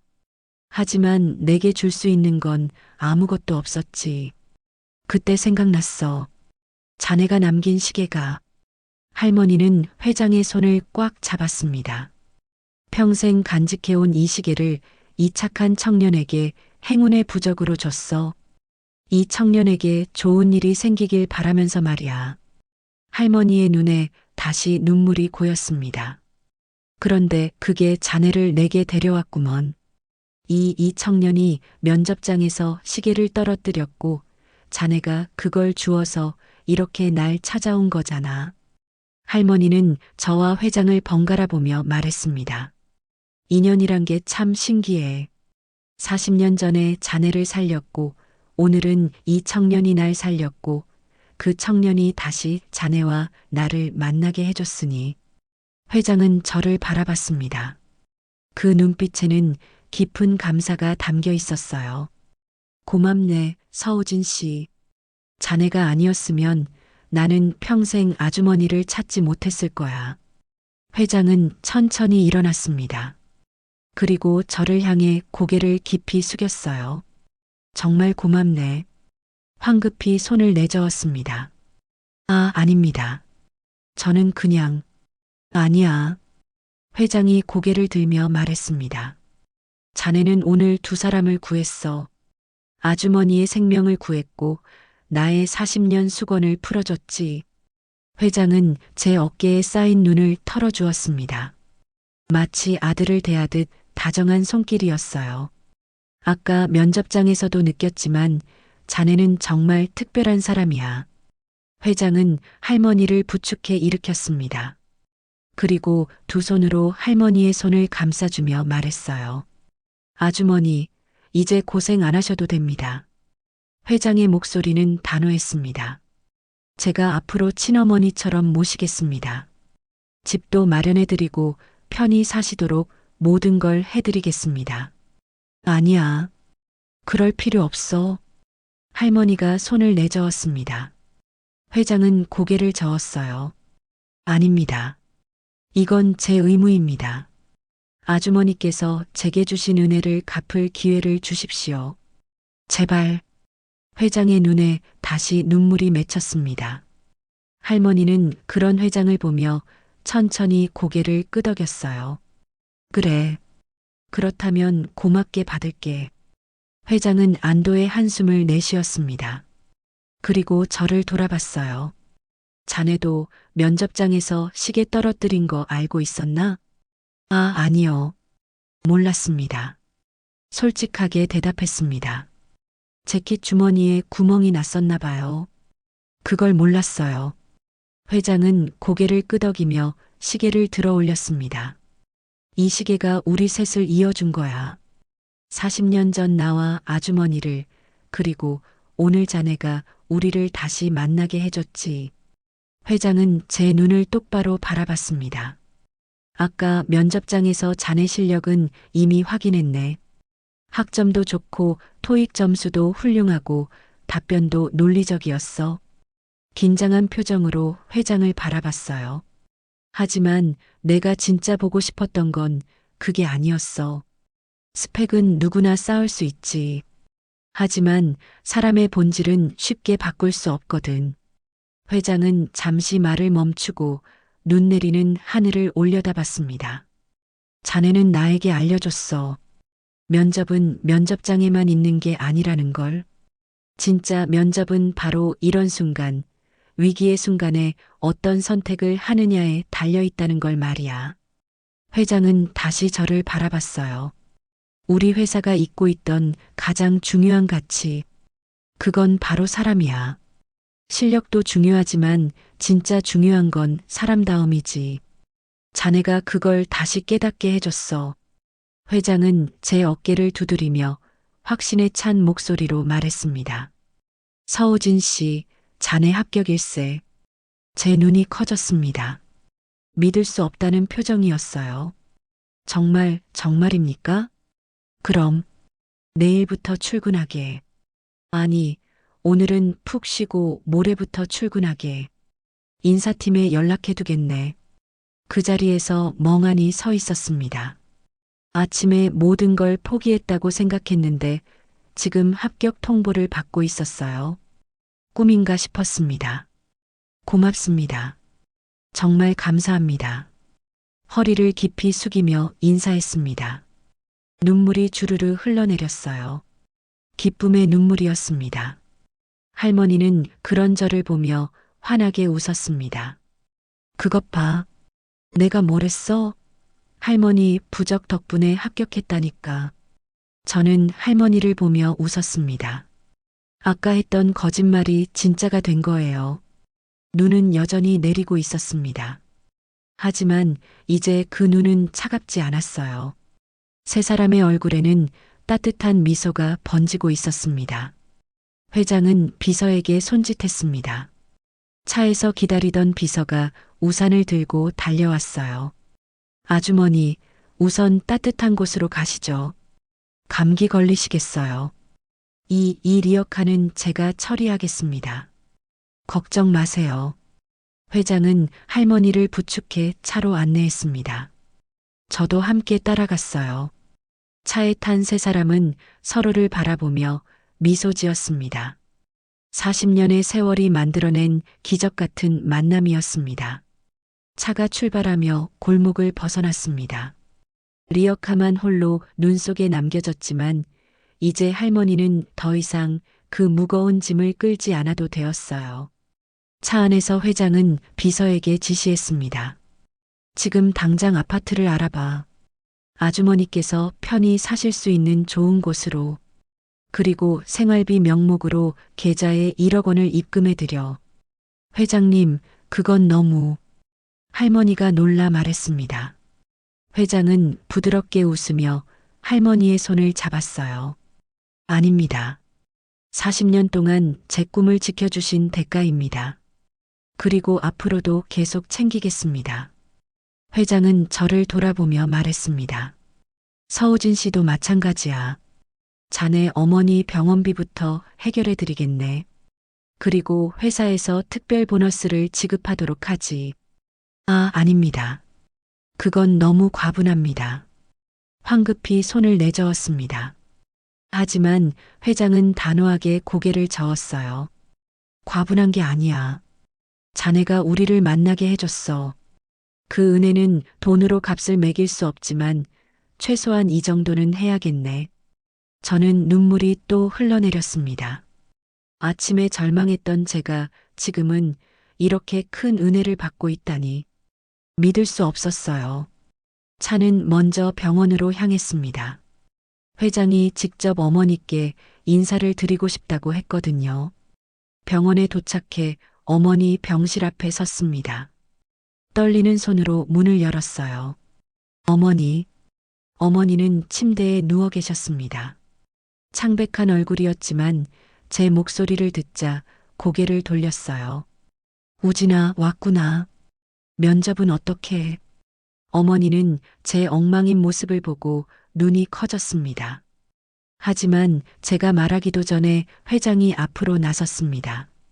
안녕하십니까? 저는 태양그룹의 박지훈이라고 합니다. 어머니는 놀란 표정으로 회장을 바라봤습니다. 태양그룹이요? 예. 오늘 우진 씨가 저희 회사 면접을 봤습니다. 그리고 합격했습니다. 어머니의 눈에 눈물이 고였습니다. 정말입니까? 그럼요. 그리고 우진 씨는 단순히 합격한 게 아니라 저와 이분. 회장은 할머니를 가리켰습니다. 40년 만에 재회하게 해준 은인입니다. 회장은 어머니께 오늘 있었던 일을 간단히 설명했습니다. 어머니는 눈물을 흘리며 제 손을 꽉 잡았어요. 우진아, 정말 잘했어. 정말 잘했어. 어머니. 저도 어머니의 손을 잡으며 울었습니다. 그리고 어머니, 걱정하지 마세요. 병원비는 제가 책임지겠습니다. 회장이 말했습니다. 우진 씨 어머니께서 완쾌하실 때까지 모든 치료비를 저희 회사에서 부담하겠습니다. 어머니는 고개를 저으며 말했습니다. 아니요, 그건 너무 과분합니다. 아닙니다. 우진 씨가 저에게 해준 일에 비하면 이건 아무것도 아닙니다. 회장의 단호한 말에 어머니는 더 이상 말하지 못했습니다. 그저 눈물만 흘릴 뿐이었어요. 병원을 나선 후 회장은 할머니를 모시고 아파트를 보러 갔습니다. 저도 함께 따라갔어요. 새로 지은 아파트 단지였습니다. 관리가 잘 되어 있고 주변 환경도 좋았어요. 이곳 어떠세요, 아주머니? 회장이 물었습니다. 할머니는 둘러보며 감탄했습니다. 너무 좋구먼. 이런 곳에서 살 수 있을 줄은 꿈에도 몰랐어. 그럼 이곳으로 정하겠습니다. 회장은 즉시 비서에게 연락해 계약을 진행하도록 했습니다. 그날 저녁 회장은 고급 한정식 레스토랑에 세 사람을 초대했습니다. 오늘은 특별한 날입니다. 40년 만에 재회를 축하하고 우진 씨의 합격을 축하하는 자리입니다. 회장이 잔을 들었습니다. 할머니와 저도 잔을 들었어요. 건배. 세 사람의 잔이 부딪혔습니다. 맑은 소리가 울렸습니다. 식사를 하는 동안 세 사람은 끊임없이 이야기를 나눴습니다. 회장은 40년간 어떻게 살아왔는지, 할머니는 어떻게 힘든 시절을 버텨왔는지, 저는 그 이야기들을 들으며 눈물을 참았어요. 우진 씨, 회장이 저를 불렀습니다. 자네 덕분에 오늘 이런 기적이 일어났어. 정말 고맙네. 아닙니다. 저야말로 감사합니다. 고개를 숙였습니다. 자네는 참 특별한 사람이야. 자신도 힘든 상황에서 남을 도울 수 있다는 건 쉬운 일이 아니거든. 회장의 말에 할머니도 고개를 끄덕였습니다. 그래, 착한 사람이야. 내가 봤는데 분명 복받을 사람이야. 할머니의 말에 저는 부끄러워 고개를 숙였습니다. 식사를 마치고 나오는 길에 회장이 말했습니다. 우진 씨, 앞으로 자네는 제 특별 보좌관으로 일하게 될 거야. 일반 신입사원이 아니라 회장 직속으로 말이야. 예, 그건 놀라서 말했습니다. 너무 과분합니다. 아니야. 자네에게는 그럴 자격이 있어. 그리고 나는 자네 같은 사람이 우리 회사에 필요해. 회장의 단호한 말에 저는 감사의 인사를 드릴 수밖에 없었습니다. 그날 밤 집으로 돌아와 거울 앞에 섰습니다. 여전히 찢어진 바지를 입고 있었지만 이제는 달랐어요. 제 눈빛에는 희망이 담겨 있었습니다. 주머니에 손을 넣었습니다. 그런데 이상했어요. 주머니에 뭔가 있었습니다. 꺼내보니 작은 쪽지였습니다. 회장이 몰래 넣어둔 것 같았어요. 쪽지를 펼쳤습니다. 우진 씨에게 오늘 자네가 보여준 선함은 세상에서 가장 아름다운 것입니다. 그 마음 잃지 마세요. 박지훈 올림. 저는 쪽지를 가슴에 품었습니다. 눈물이 또 흘러내렸어요. 하지만 이번에는 슬픔의 눈물이 아니었습니다. 감사의 눈물이었습니다. 창밖을 보니 여전히 눈이 내리고 있었습니다. 하지만 이제 그 눈은 차갑지 않았어요. 따뜻했습니다. 어머니, 아버지, 보고 계시죠? 하늘을 향해 속으로 말했습니다. 저 이렇게 좋은 사람들을 만났어요. 그리고 새로운 시작을 하게 됐어요. 걱정 마세요. 앞으로 잘 살 수 있을 것 같아요. 눈은 계속 내렸습니다. 하지만 이제 저는 두렵지 않았어요. 오히려 기대가 되었습니다. 내일이 그리고 앞으로의 날들이. 다음 날 아침 일찍 병원에 갔습니다. 어머니께 좋은 소식을 전하고 싶었거든요. 어머니, 병실 문을 열고 들어갔습니다. 어머니는 일어나 앉아 계셨어요. 어제보다 안색이 좋아 보였습니다. 우진아, 왔구나. 네, 어머니. 어제 회장님이 말씀하신 거 기억하시죠? 병원비 걱정하지 마세요. 이제 다 해결됐어요. 어머니는 제 손을 잡으며 눈물을 흘렸습니다. 우진아, 정말 다행이다. 내가 포기하지 않아서 정말 다행이야. 저도 어머니의 손을 꽉 잡았습니다. 어머니가 가르쳐 주셨잖아요. 힘들어도 남 도울 줄 아는 사람이 되라고. 그 말씀 덕분에 오늘의 제가 있는 거예요. 어머니는 환하게 웃으며 제 머리를 쓰다듬었습니다. 병원을 나서는데 휴대폰이 울렸습니다. 회장이었어요. 우진 씨, 오늘 시간 되나? 네, 회장님. 그럼 오후에 회사로 나올 수 있겠나? 부서 사람들에게 소개하고 싶어서. 알겠습니다. 바로 가겠습니다. 전화를 끊고 하늘을 올려다봤습니다. 어제와 달리 오늘은 맑았어요. 햇살이 따뜻하게 내리쬐고 있었습니다. 새로운 시작이구나. 속으로 중얼거렸습니다. 가슴이 두근거렸어요. 설렘과 기대로 가득 차 있었습니다. 회사에 도착하니 회장이 직접 나와 맞이했습니다. 어서 와, 우진 씨. 자네를 기다리고 있었네. 회장은 저를 회의실로 안내했습니다. 그곳에는 임원들이 모여 있었어요. 여러분, 소개합니다. 오늘부터 저의 특별 보좌관으로 일하게 될 서우진 씨입니다. 임원들이 박수를 쳤습니다. 저는 긴장한 표정으로 인사했어요. 안녕하십니까? 서우진입니다. 열심히 배우겠습니다. 회장은 만족스러운 미소를 지으며 제 어깨를 두드렸습니다. 우진 씨는 특별한 사람입니다. 우리 회사가 잊고 있던 가장 중요한 가치를 다시 일깨워준 사람이죠. 회장은 임원들을 둘러보며 말했습니다. 이 친구로부터 우리 모두 배워야 합니다. 진정한 성공이란 무엇인지, 사람다움이란 무엇인지 말입니다. 그날 저녁 퇴근 후 할머니 댁을 방문했습니다. 회장도 함께였어요. 할머니는 새 아파트에서 편안하게 쉬고 계셨습니다. 어머, 왔구나. 우리 우진이랑 지훈이. 할머니는 환하게 웃으며 우리를 맞이했습니다. 세 사람은 함께 저녁을 먹었습니다. 할머니가 직접 끓인 된장찌개였어요. 역시 아주머니가 끓인 음식이 최고입니다. 회장이 감탄하며 말했습니다. 호호, 맛있으면 많이 먹어. 할머니는 흐뭇하게 웃으며 반찬을 더 권했습니다. 식사를 마치고 거실에 앉아 차를 마시는데 회장이 말했습니다. 아주머니, 그리고 우진 씨, 오늘 제안이 하나 있습니다. 회장은 잠시 말을 멈추고 우리를 번갈아 봤어요. 우리 셋이 가족이 되면 어떨까요?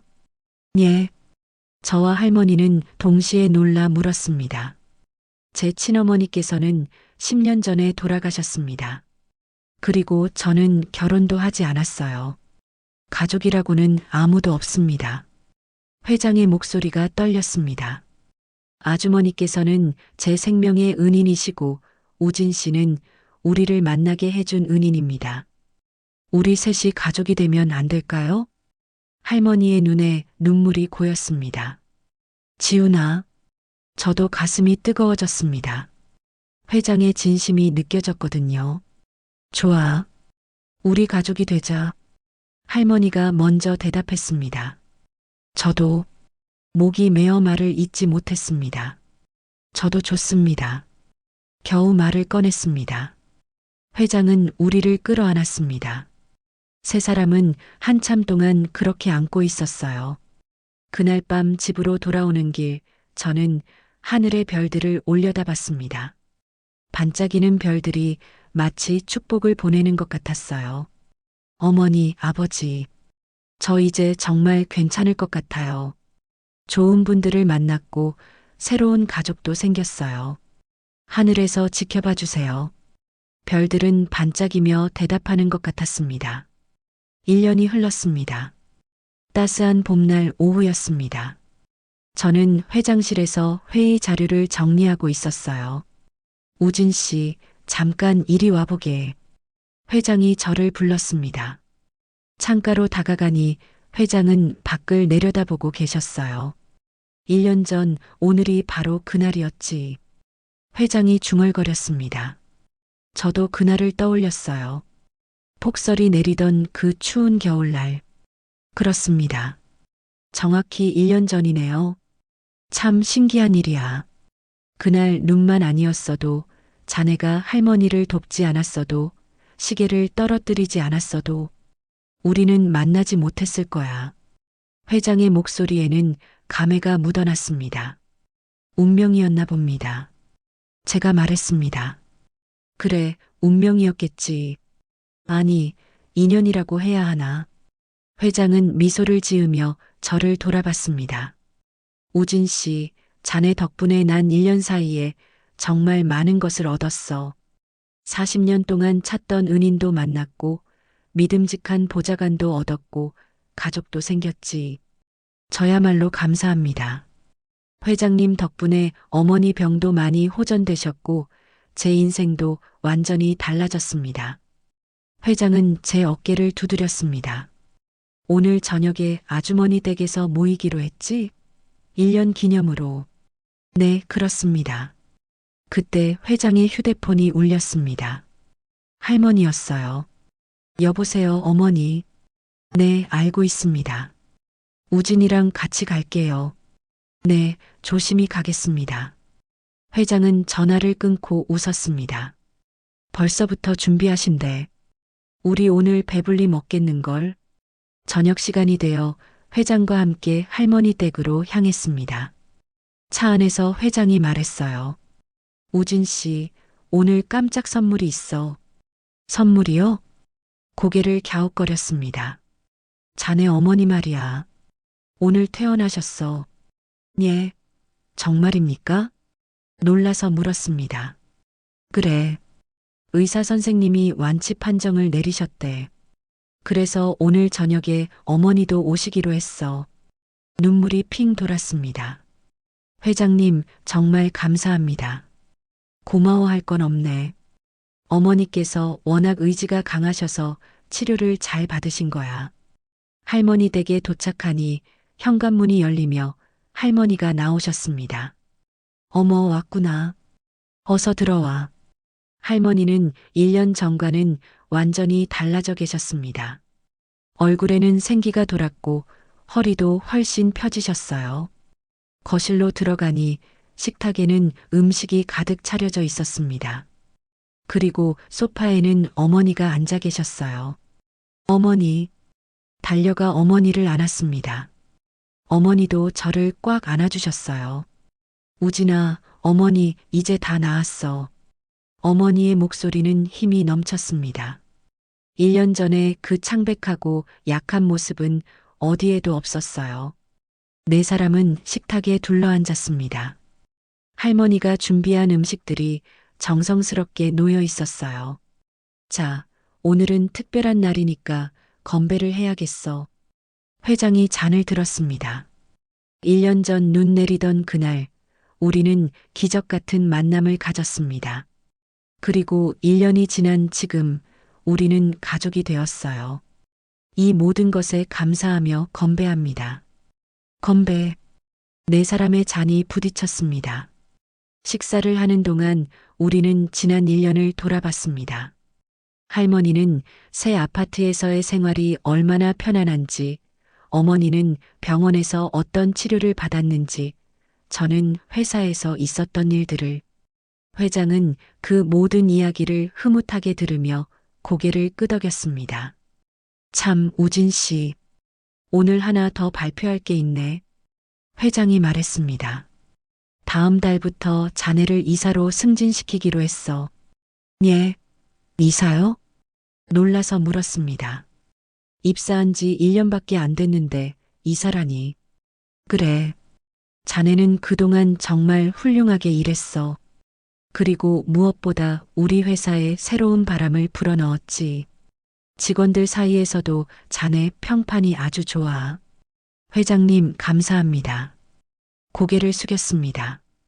할머니와 어머니도 박수를 쳤습니다. 우진아, 축하한다. 정말 대견하구나, 우진아. 식사를 마치고 거실에 앉아 차를 마시는데 회장이 말했습니다. 오늘 한 가지 더 말씀드릴 게 있습니다. 회장은 잠시 말을 멈추고 우리를 둘러봤어요. 제가 재단을 하나 만들기로 했습니다. 이름은 따뜻한 세상 재단. 어려운 처지에 있는 사람들을 돕는 재단입니다. 회장은 계속 말을 이었습니다. 특히 폐지를 주우시는 어르신들, 병원비 때문에 고통받는 분들, 취업 준비를 하는 청년들을 돕고 싶습니다. 우리가 겪었던 그 어려움을 다른 분들은 겪지 않도록 말이죠. 정말 좋은 생각입니다, 회장님. 제가 말했습니다. 그리고 우진 씨, 자네가 그 재단의 이사장을 맡아줬으면 해. 저요? 그래. 자네야말로 가장 적임자야. 남을 돕는 마음을 누구보다 잘 알고 있으니까. 저는 할머니와 어머니를 바라봤습니다. 두 분 모두 고개를 끄덕이며 저를 격려했어요. 알겠습니다. 최선을 다하겠습니다. 대답했습니다. 좋아. 그럼 다음 달부터 회사 이사와 재단 이사장을 겸직하는 거야. 회장은 만족스러운 미소를 지었습니다. 그날 밤 할머니 댁을 나서는데 할머니가 저를 불렀습니다. 우진아, 잠깐만. 할머니는 제 손에 무언가를 쥐어주셨어요. 작은 상자였습니다. 이게 뭐예요, 할머니? 열어봐. 상자를 열었습니다. 안에는 낡은 손목시계가 들어 있었어요. 1년 전 할머니가 주셨던 바로 그 시계였습니다. 할머니, 이건 지훈이가 나한테 다시 돌려줬어. 그런데 이젠 이게 자네 거야. 아니에요. 이건 너무 소중한 물건인데. 그래서 자네한테 주는 거야. 이 시계가 우리를 만나게 해줬잖아. 이제 이 시계는 자네가 간직하면서 오늘을 잊지 말라는 거야. 할머니의 눈빛은 진지했습니다. 네, 할머니. 소중히 간직하겠습니다. 시계를 가슴에 품었습니다. 집으로 돌아와 시계를 들여다봤습니다. 낡았지만 여전히 은은한 광택이 남아 있었어요. 시계 뒷면의 글씨를 읽었습니다. 사랑하는 내 아들 지훈에게 엄마가 이 시계 하나가 세 사람의 인생을 바꿔놓았습니다. 아니, 네 사람의 인생을. 회장님, 할머니, 저, 그리고 어머니까지.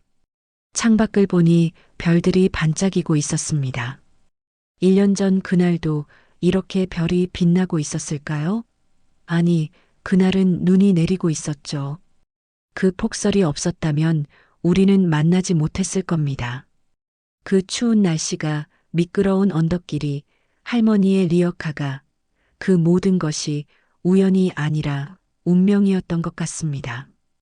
다음 날 출근길, 회사 앞에서 한 노인이 폐지를 줍고 계셨습니다. 저는 주저없이 다가갔어요. 할머니, 제가 도와드릴까요? 노인은 놀라 저를 쳐다봤습니다. 아니야, 괜찮아. 젊은이는 바쁠 텐데. 괜찮습니다. 시간 있어요. 리어카를 함께 밀며 고물상까지 모셔다 드렸습니다. 노인은 감사하다며 몇 번이고 고개를 숙였어요. 회사에 도착하니 회장이 창가에서 그 모습을 지켜보고 있었습니다. 저와 눈이 마주치자 회장은 미소를 지으며 고개를 끄덕였어요. 그날 저녁 재단 설립을 위한 첫 회의가 있었습니다. 회의실에는 임원들과 사회복지 전문가들이 모여 있었어요. 여러분, 오늘부터 우리는 새로운 시작을 합니다. 제가 말했습니다. 따뜻한 세상 재단은 단순히 돈을 지원하는 곳이 아닙니다. 사람과 사람을 연결하고 희망을 나누는 곳입니다. 저는 1년 전의 이야기를 들려줬습니다. 폭설 속에서 할머니를 도왔던 일, 회장님과의 기적 같은 만남, 그리고 지금의 제가 있기까지의 과정을. 사람들은 제 이야기에 감동했습니다. 어떤 분은 눈물을 흘리기도 했어요. 이것이 바로 우리 재단이 추구하는 가치입니다. 작은 선행이 얼마나 큰 변화를 만들 수 있는지 보여주는 것입니다. 박수가 터져 나왔습니다. 회의를 마치고 나오는데 회장이 저를 불렀습니다. 우진 씨, 정말 훌륭한 발표였어. 감사합니다, 회장님. 자네가 재단 이사장을 맡은 건 정말 잘한 선택이야. 회장은 제 어깨를 두드렸습니다. 그날 밤 할머니와 어머니께 전화를 드렸습니다. 오늘 있었던 일을 말씀드렸더니 두 분 모두 기뻐하셨어요. 우진아, 정말 자랑스럽다. 어머니의 목소리에는 자부심이 가득했습니다. 착하게 살아라, 우진아. 그게 제일 중요한 거야. 할머니의 말씀이었습니다. 네, 할머니. 어머니, 걱정 마세요. 전화를 끊고 시계를 꺼내 들었습니다. 1년 전 할머니가 주셨던 그 시계. 그리고 40년 전 회장님이 할머니께 맡겼던 그 시계. 이 시계는 이제 제 것이 되었습니다. 하지만 단순한 시계가 아니었어요. 사람과 사람을 이어주는 인연의 상징이었고 선행의 힘을 보여주는 증거였습니다. 시계를 차고 거울을 봤습니다. 1년 전의 제 모습이 떠올랐어요. 찢어진 정장을 입고 절망하던 그 청년. 하지만 지금은 달랐습니다. 눈빛에는 희망이 있었고 얼굴에는 자신감이 넘쳤습니다. 무엇보다 마음이 따뜻했어요. 창밖을 보니 달이 밝게 빛나고 있었습니다. 별들도 반짝이며 축복을 보내는 것 같았어요. 내일도 모레도 앞으로도 저는 이 마음을 잃지 않을 겁니다. 남을 도울 줄 아는 마음, 감사할 줄 아는 마음, 사랑할 줄 아는 마음. 1년 전 그 폭설 속에서 저는 모든 것을 잃었다고 생각했습니다. 하지만 실제로는 모든 것을 얻은 날이었어요. 새로운 가족, 새로운 일, 새로운 희망.